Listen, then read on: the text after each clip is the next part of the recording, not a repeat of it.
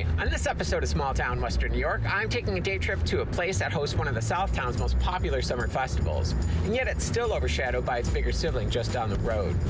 You know, I think this town really has a quiet charm and unique character all its own, and it really starts to define that very specific Western New York character and feel you get once you start to break out of Buffalo's burbs. I'm headed to the town of Eden.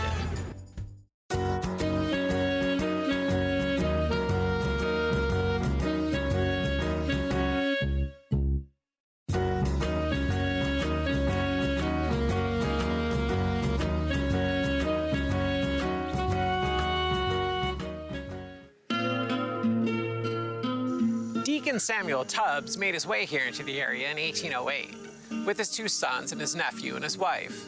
They made their way up 18 Mile Creek from Lake Erie, settling into now what is the Eden Valley. His other two nephews made their way here a year later, and their little settlement became known as Tubbs Hollow.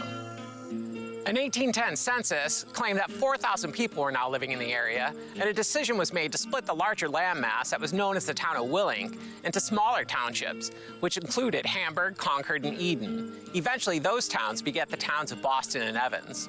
With its wealth of fertile soil and, of course, 18 Mile Creek, Eden has always been an ag town. But just over 100 years after the town's inception, a different type of industry came to town when in 1912, a traveling salesman named Emil Sorg came up with the idea of manufacturing a little metal noisemaker that was quite fun to use to town. The original Kazoo Company is one of the big year-round draws to Eden and is now the last metal kazoo factory in North America.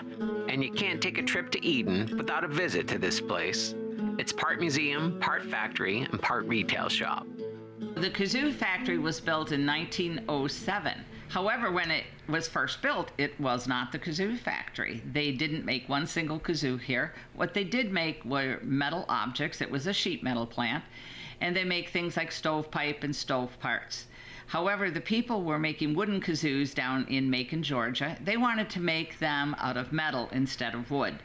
So they contacted the folks here in Eden and decided to give it a try and started making metal kazoos. Well, the kazoos became so popular that by 1915, this officially became the Kazoo Factory.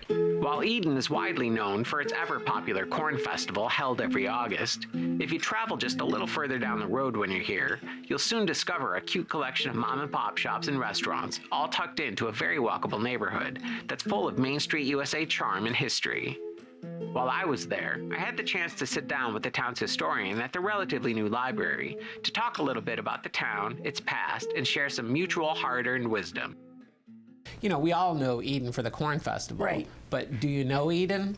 There's more to Eden than the Corn Festival. Yeah, exactly. Absolutely. And for all of these towns, they all have like the one draw, but then that's a lot of times all of someone might see of the town.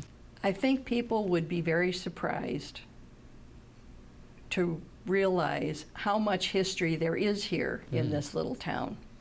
And there were some really neat people that lived here. Yeah. You know, Asa Warren was very forward-thinking. We've had State Senator, Senator Cheney, just the breadth of the history that's here. Sure. And always having been interested in history, I'm always a little surprised when people think it doesn't matter. Right. But I really think it's important to know huge. what came before so you can appreciate what's happening now. Right. And hopefully make things better in the future. Well, it gives you a connection. A connection, and yes. that connection really serves us, and it serves our hearts, and it serves our sense of place, our sense of belonging. And I think that's needed more than ever today. It is. We all feel detached. It really is. You know, and people feel so detached, and especially our young people. Yep. But it's good to have roots. Eden reminds me of what the great little ag towns that used to be heavily peppered throughout the heart of this country must have been like, sometime during the middle of the last century. Well before the endless suburban sprawl and the gigantic two-headed monsters of corporatized factory farming and megastore retail chains swallowed them whole. It's exactly the type of place where everyone has always greeted me with a hello and a smile, and has never been in too much of a hurry to exchange a few genuinely kind words. And we could all use a little kindness these days. This episode of Small Town Western New York was made possible by the following supporters.